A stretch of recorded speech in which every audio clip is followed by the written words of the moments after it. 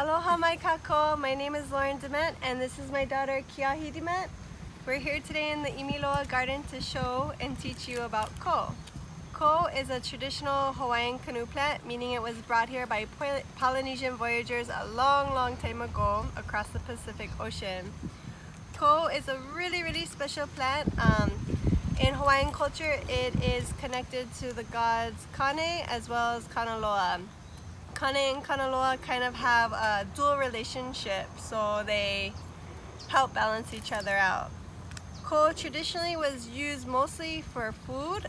It was seen as kind of a famine food, so people would have it planted right by their hale, their houses, in case nothing else was available to eat, such as kalo, uwala, or ulu. There was always ko available. Also, ko had a lot of medicinal properties, meaning it's really sweet, yeah, the sugar. So if they had to have something bitter to help them as medicine, they would always follow it up by chewing out and spitting out the ko, just as Keahi is doing here. Good example. Ko was also used in magic. So certain types of ko were seen as love magic. So they would create love spells and potions. And there was also a certain variety of ko that was planted that would actually stop the love from working, the love magic. So a balancing actor there as well. Other parts of the ko that were used were actually the leaves. In the Moku, or the district of Ka'u, back in sugar plantation days, the women from that area would actually strip the leaves and use it to make hats or papale, especially during the holiday season. So every family member would get a special papale, sugarcane, or leaf hat.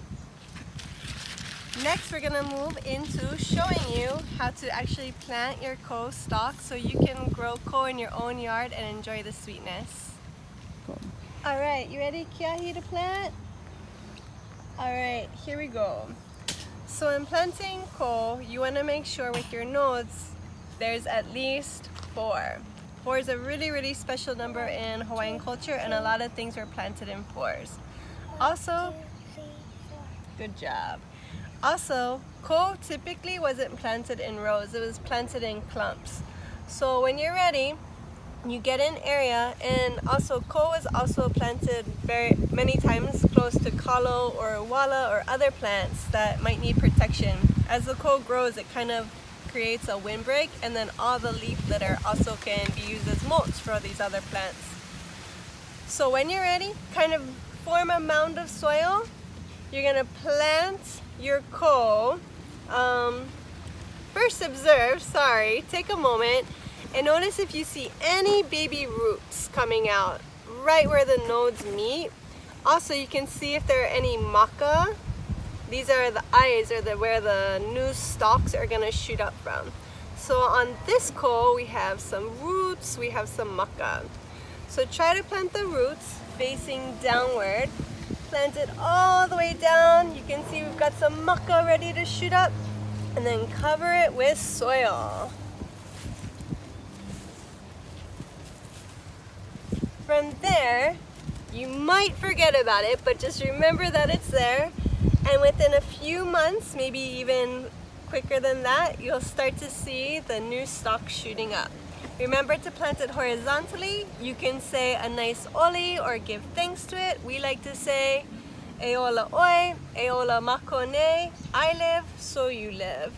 The ko is such a sweet gift to give this holiday season. Mahalo from all at ʻImiloa.